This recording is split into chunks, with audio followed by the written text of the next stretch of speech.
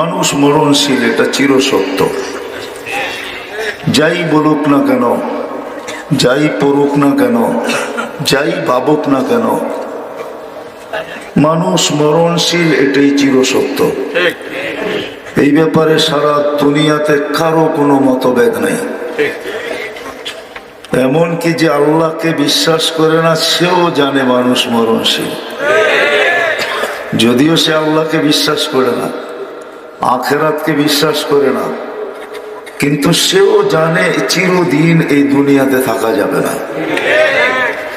কখন যাবে এটাও জানে না। যতই বিদ্বান হোক না কেন, যতই আমরা বলি না কেন আমরা টেকনোলজি সমৃদ্ধ, আমরা বিজ্ঞান সম্মত, আমরা বড় উন্নত, বললে কি হবে? এখনো মেশিন আসে নাই মানুষের হাতে যে শরীরে লাগায় বলে দিবে কে কখন যাবে।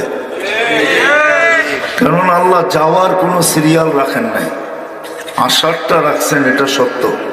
আসার সিরিয়াল আছে, যাওয়ারটা নেই।